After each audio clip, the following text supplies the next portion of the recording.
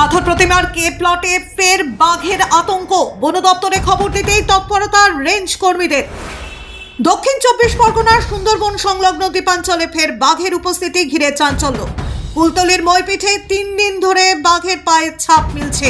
এমন পরিস্থিতিতেই নতুন করে বাঘের আতঙ্ক দেখা দিল পাথর প্রতিমা ব্লকের অচিন্তনগর গ্রাম পঞ্চায়েতের কে প্লট দ্বীপে। স্থানীয় সূত্রে খবর, সোমবার সকালে কে প্লট দ্বীপের 1000 বিঘা বনাঞ্চল ঘেঁষা এলাকায় বাঘ সদৃশ একাধিক পায়ের ছাপ দেখতে পান কয়েকজন মৎস্যজীবী। ঠাকুরার নদীতে মাছ ধরতে যাওয়ার পথে তারা প্রথমে চিহ্নগুলি লক্ষ্য করেন, পরে গৃহপালিত পশুর বাঁধতে গিয়েও কয়েকজন গৃহবধূ আরও স্পষ্ট পায়ের ছাপ দেখতে পান। মুহূর্তে পুরো দ্বীপাঞ্চলে ছড়িয়ে পড়ে বাঘের আতঙ্ক। উল্লেখ্য, কুলতলির মইপিঠে গত 3 দিন ধরে বাঘের উপস্থিতি ঘিরে চলছে চিরুনি তল্লাশি। তার মধ্যেই নদীর ওপারের আরেক দ্বীপ কে প্লটে একই ধরনের পায়ের চিহ্ন মিলতে থাকায় উদ্বেগ বেড়েছে প্রশাসনেরও। খবর পাওয়া মাত্রই বন দপ্তরের পাথর প্রতিমা ও নামখানার রেঞ্জের কর্মীরা ঘটনাস্থলে পৌঁছে তদন্ত শুরু করেন।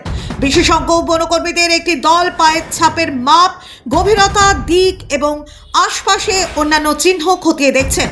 বন দপ্তর জানিয়েছে, এটি আসল রয়্যাল বেঙ্গল টাইগারের পায়ের ছাপ কিনা তা নিশ্চিত হতে বিস্তারিত পরীক্ষার প্রয়োজন। রিপোর্ট না আসা পর্যন্ত কোনো সিদ্ধান্তে পৌঁছাতে চাইছে না দপ্তর। এদিকে আকস্মিক পরিস্থিতিতে আতঙ্কে দিন কাটাচ্ছেন স্থানীয় মানুষ।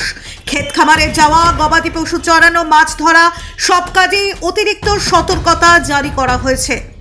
বহু পরিবার ঘরের আশপাশে নজরদারি বাড়িয়ে দিয়েছে।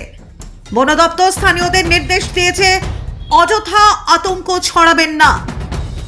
সন্দেহজনক প্রাণী বা কোনো চিহ্ন দেখলে সঙ্গে সঙ্গে প্রশাসনকে জানা।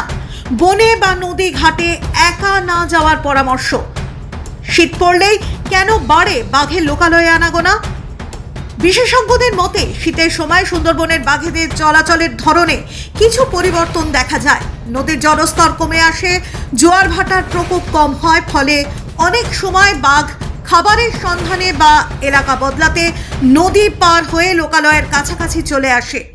এছাড়া শীতের মৌসুমে ঘন কুয়াশা থাকায় বাঘের চলাফেরা আরও সক্রিয় থাকে, যা কখনো কখনো লোকালয়ে পায়ের ছাপ বা দেখা যাওয়ার সম্ভাবনাও বাড়িয়ে দেয়। ফলে কুলতলি, মইপিঠ ও পাথর প্রতিমার কে প্লটে একই সময়ে বাঘের চিহ্ন মিলতে থাকায় বন দপ্তরও বিষয়টিকে গুরুত্ব সহকারে দেখছে। পরিস্থিতির দিকে নজর রাখছে প্রশাসন।